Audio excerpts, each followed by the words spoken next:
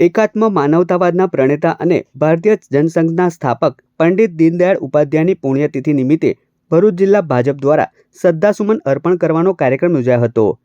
ભરૂચ જિલ્લા ભાજપ કાર્યાલય ખાતે પંડિત દીનદયાળ ઉપાધ્યાયની પ્રતિકૃતિને પુષ્પાંજલિ અર્પણ કરી તેમને ભાવભીની શ્રદ્ધાંજલિ આપવામાં આવી હતી. સમર્પણ દિવસના અવસર પર પ્રદેશ ભાજપના કારોબારી સભ્ય આશવ પટેલ દ્વારા પ્રેરણાત્મક વક્તવ્ય આપવામાં આવ્યું હતું. તેઓએ પંડિત દીનદયાળ ઉપાધ્યાયના જીવન ચરિત્ર અને તેમના એકાત્મ માનવતાવાદના વિચારો અંગે વિસ્તૃત માર્ગદર્શન આપ્યું હતું. આ કાર્યક્રમમાં ભરૂચ જિલ્લા ભાજપ પ્રમુખ પ્રકાશ મોદી, ધારાસભ્ય રમેશ મિસ્ત્રી, પ્રદેશ કારોબારી સભ્ય મારુતિસિંહ અટોદરિયા, જિલ્લા મહામંત્રી નિરલ પટેલ સહિત ભાજપના અનેક આગેવાનો અને મોટી સંખ્યામાં કાર્યકરો ઉપસ્થિત રહ્યા હતા. પંડિતજીએ ભારતીય રાજનીતિની અંદર એકાત્મ માનવ દર્શન અને છેવાડાના માનવીઓ સુધી સરકાર પોતાની નજર રાખે અને તેઓના સુખાકારી માટેના કાર્યો કરે એવા એક વિચારથી મંત્રમુગ્ધ થઈને પાર્ટીની સ્થાપના કરી હતી.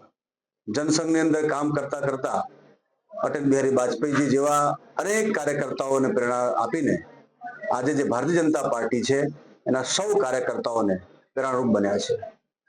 આદરણીય નરેન્દ્રભાઈ મોદીજીએ આ દિવસને સમર્પણ ભાવના દિવસ તરીકે ઉજવવા માટે નિશ્ચિત કર્યો છે અને સૌ કાર્યકર્તાઓએ પંડિતજીના જીવન તરફ નજર રાખીને પાર્ટીના કાર્યકર્તા તરીકે લોકો વચ્ચે જઈને એ વિચાર પ્રગટ કરવાનો છે અને પ્રમાણે જીવન જીવવાનું છે એ વાત કરી હતી.